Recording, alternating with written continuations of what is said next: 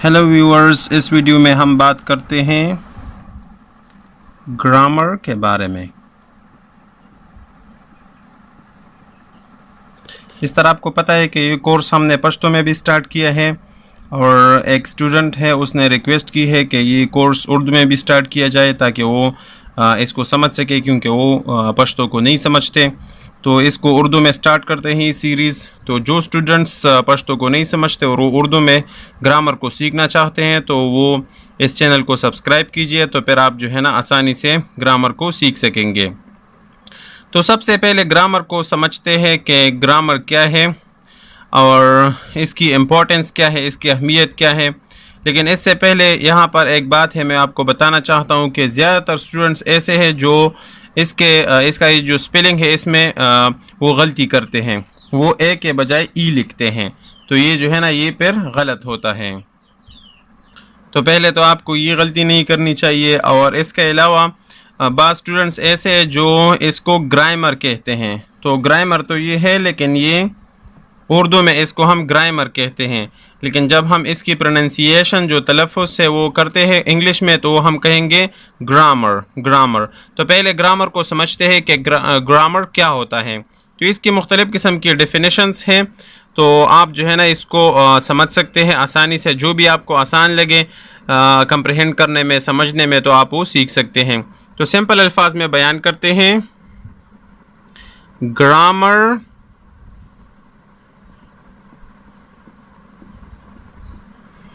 means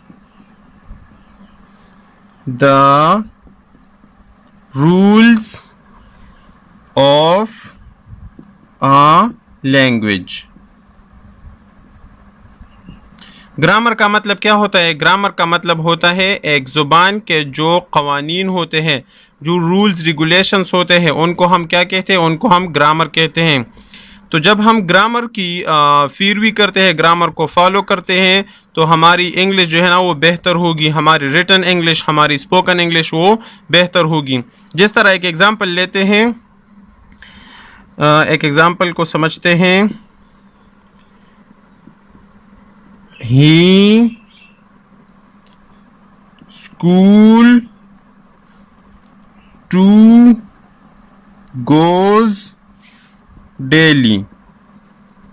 अब ये जो है ना ये सेंटेंस हम कहते हैं कि ये सेंटेंस ग्रामेटिकली ये क्या है? ये गलत है। हम क्यों ऐसा कहते हैं? क्योंकि इसमें जो है ना वो रूल्स रेगुलेशंस फॉलो नहीं हुए हैं। जिस तरह ये होनी चाहिए इस तरह ये नहीं है। तो इसको अब हम ये ग्रामेटिकली, अब ये क्या है? सेंटेक्स के लिहाज से सिंटैक्टिकली या ग्रामेटिकली अब ये क्या है? ये गलत है। तो जब हम इसको ठीक तरीके से लिखेंगे तो वो क्या होगा, कैसे होगा, इसको देखते हैं। ही goes to school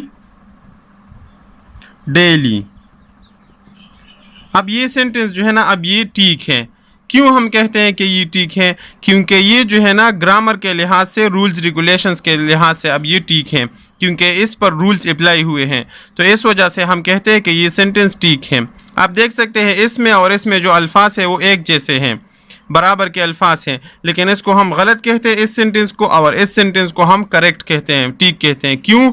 क्योंकि ये बात है रूल्स की, रूल्स एंड रेगुलेशंस की, कवानीन की बात है। इस वजह से ये सेंटेंस गलत है और ये सेंटेंस ठीक है।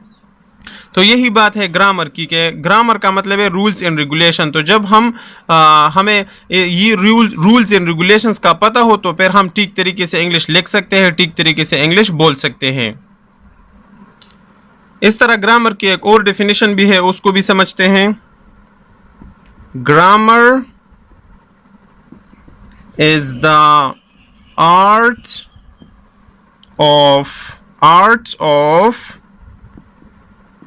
Putting words in their proper place in a sentence.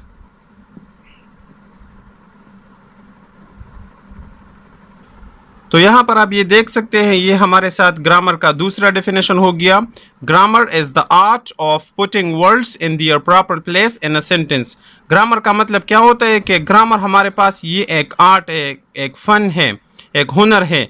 इसके ज़रिए हम अल्फाज को एक जुमले में ठीक ठीक जगह पर लगा सकते हैं। इस हुनर को हम क्या कहते हैं? इसको हम ग्रामर कहते हैं कि अल्फाज को हम एक जुमले में ठीक ठीक जगह पर लगा सकते हैं। जिस तरह मैंने पहले वो एक एग्जाम्पल भी दिया, या एक और एग्जाम्पल की बात करते हैं। फॉर एग्जाम्पल, शी learn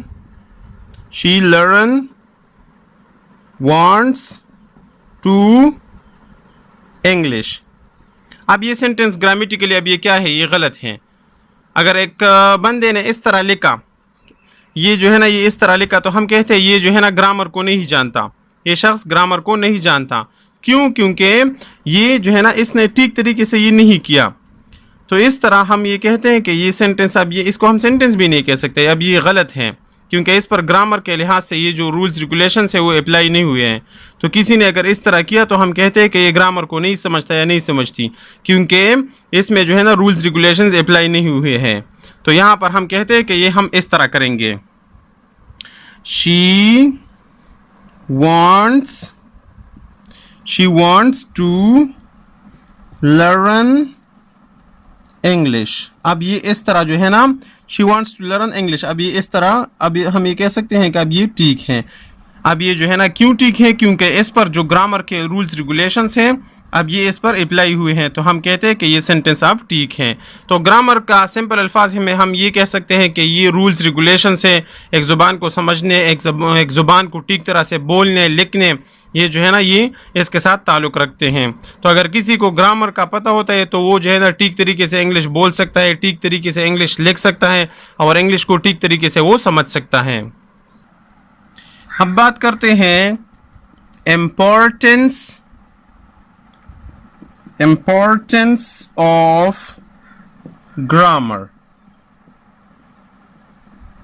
कि ग्रामर की अहमियत क्या होती है। इम्पोर्टेंस ऑफ ग्रामर, तो हम ये कह सकते हैं ग्रामर हेल्प्स अस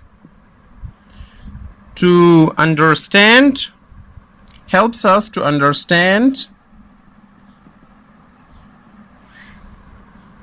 speak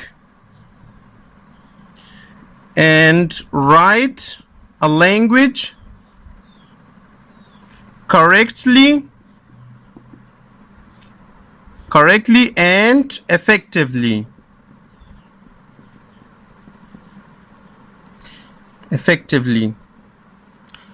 ग्रामर का फ़ायदा क्या होता है? ग्रामर की इम्पोर्टेंस ये है, इसका फ़ायदा ये है कि ये हमारी मदद करती है कि हम एक लैंग्वेज को समझ सकें, लैंग्वेज को बोल सके ठीक तरीके से और लैंग्वेज को ठीक तरीके से लिख सके। तो ये जो है ना ये ग्रामर की बात हो रही है कि जब हम अगर हमें ग्रामर का पता होता है, ग्रामर के जो रूल्स रेगुलेशंस है उसका पता होता है, तो हम ठीक तरीके से एक लैंग्वेज को समझ सकते हैं, ठीक तरीके से एक लैंग्वेज को बोल सकते हैं, ठीक तरीके से एक लैंग्वेज को लिख सकते हैं। तो ये जो है ना ये ग्रामर की इंपॉर्टेंस के हवाले से ये बात है। So this was all about the definition of grammar. I hope you got it, and inshallah in our next videos we will discuss further about the grammar. So thank you so much for watching this video.